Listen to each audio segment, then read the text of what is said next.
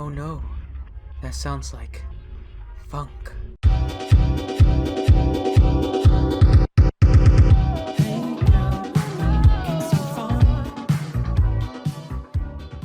All You Need Is Kill, a science fiction light novel that has a manga based on the light novel, which has the art done by the guy who did Death Note. And Tom Cruise, who stars in the Hollywood movie based on the light novel. Mentioning all those three, we get 3 different mediums, which are all good, and the best part is you can finish them all in a day, because they're not really long. I'm not sure about the light novel, maybe an extra day or 2, something along those lines. The main premise is very simple. You got aliens, which are called mimics, and they're trying to kill humanity.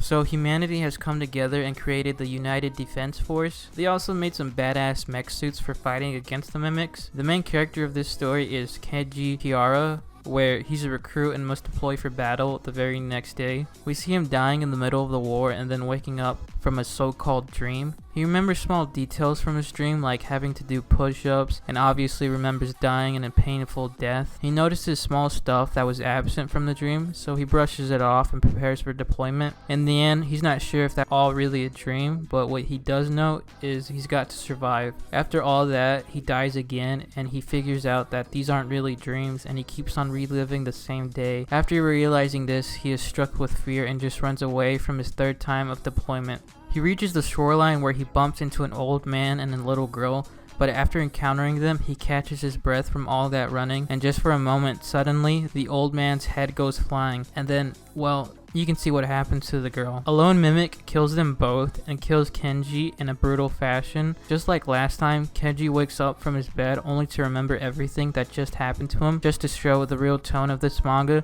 Kenji just gives up and grabs a gun to shoot himself. Take that, ReZero. So he gets the idea that dying resets his day and restarts him from the beginning. So for every death, he writes a number on his hand to show how many times he's died up to this point. He meets a major character, Rita Vertosky, and he instantly notices her small figure and wonders how she's the best soldier. He recalls from his first death how she handled herself against the mimics while he was dying on the floor. Kenji realized that with enough experience, he'll be able to cut and learn as many times as he wants. Even though the day will reset, he'll retain his memories and basically have years of experience from the thousands of deaths he'll have to endure. And that's his only advantage in fighting against the mimics. And that's really the whole plot, just him trying to beat the loop he's constantly in and just trying to survive the invasion. Along the way, we meet some side characters that don't get much development other than the main ones. Yeah, you'll get some backstory or details from the characters, but other than that, it's nothing major to the plot. My favorite character must be this guy. He's about to go to war, and he isn't fazed about anything. Dude bets on his friend in a fight. That's a true bro. I feel like these 3 are the only semi-important characters, especially this one, Bartholomew Farrell, I think that's how you say his name, who's a typical veteran of the war with a family back home. Since talking about the manga, I want to talk about the movie that's based on the light novel, and yes, Tom Cruise is the star of this movie. Edge of Tomorrow is a 2014 Hollywood live adaptation that loosely follows the light novel. I say loosely because since it's a Hollywood movie, they gotta make it Americanized. Okay, so you know how I mentioned the plot and some of the characters of the manga? Well, first off, Tom plays the main character named Major William Cage, who's supposed to be Kenji from the manga. The only thing they got from Kenji's name is his nickname, Killer Cage. He's a public affairs officer who has no combat experience, basically a rookie. The general wants him to join the battle, but Cage tries to explain that's not happening and tries to blackmail the general so he can get out of joining the war. The general plays along and has Cage arrested for desertion.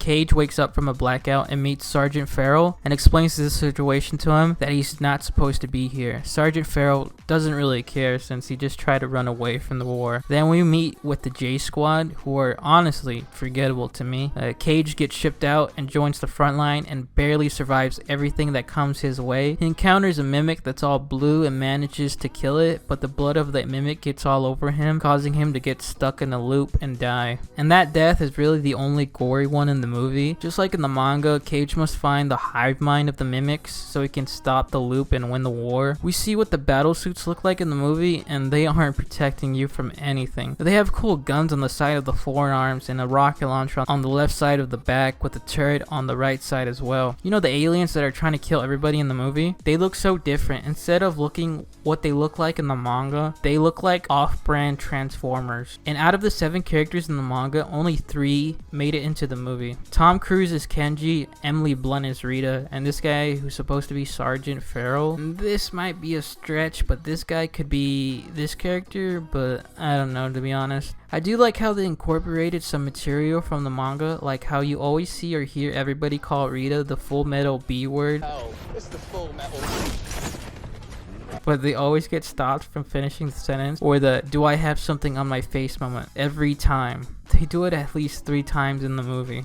The early scripts of the movie were going to be much darker in tone, but Tom Cruise thought the movie should have comedy with the many deaths we see throughout the film. It's a good movie. Hell, look at the Rotten Tomatoes score. I say if you're looking to waste an hour of your time and have a good one, then watch it. It's not bad, but it does have its moments where it's a little too much Hollywood for me. So go check out one of these versions and see which one piques your interest. Now, personally, for me, I'm just waiting for an anime of the manga or the light novel adaptation, either or. But the manga art, it's really good, dude. You should go read it.